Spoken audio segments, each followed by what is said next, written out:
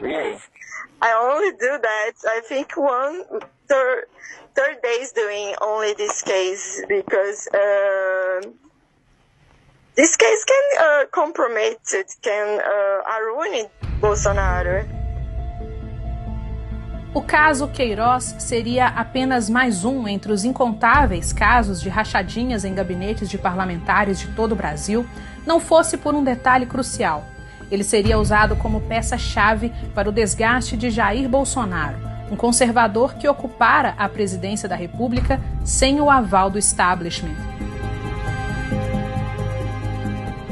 Um dos braços do sistema, a mídia, abriu caminho para a derrubada de Bolsonaro muito antes da escalada autoritária do Supremo Tribunal Federal. O escândalo denunciado por mim, envolvendo a jornalista do Estadão Constança Rezende, me rendeu uma perseguição jamais vista vindo da grande mídia contra um jornalista independente.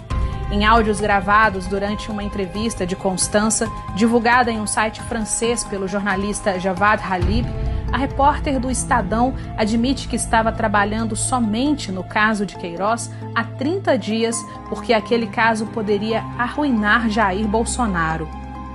Really? I only do that, I think, third days doing only this case, because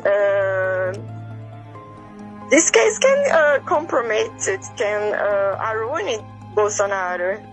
Constança ainda diz que o Conselho de Controle de Atividades Financeiras, o COAF, entregou documentos sigilosos para alguns jornalistas. Can I just ask, you said that it's like a financial thing. Is that it's like a government organization or it's like a private one? Government organization. Can I ask what it's called? The name is COAF. COAF. C-O-A-F. C-O-A-F? C-O-A-F. Okay. Yes. And, I mean, have you spoken to them at all? Or they, like, did you request documents from them? Or do you speak to people who work there? Or is that just like a... Yes, I have these documents. It's documents it's not public, but we have. It's not public, but journalists used to receive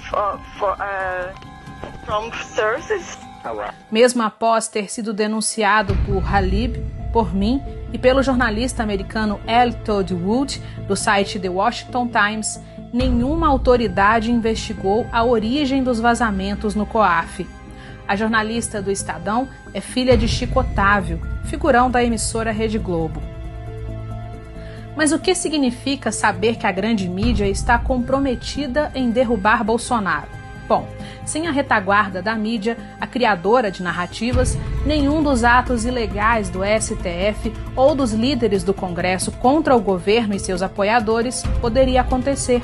É aí que chegamos nos jornalistas e comunicadores conservadores que estão fora do aparelhamento midiático.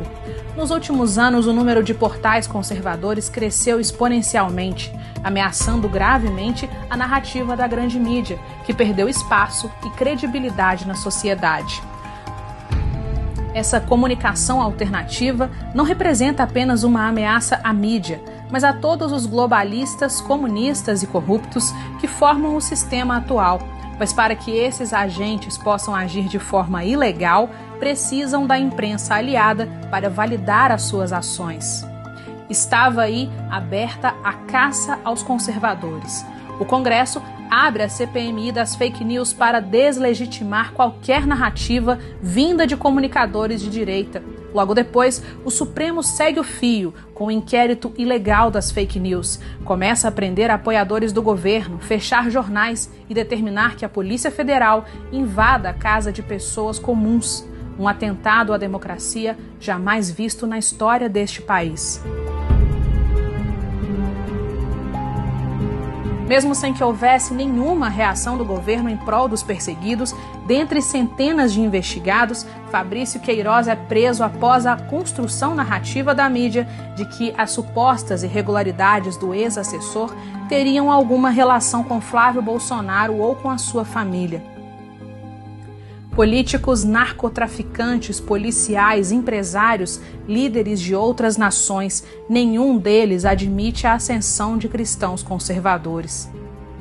Os próximos ataques do sistema serão ainda mais violentos. Os limites do absurdo já foram ultrapassados. A história do Brasil ganha páginas sombrias de uma ditadura que tem apenas um objetivo: aniquilar a verdade. De Belo Horizonte, repórter Fernanda Salles.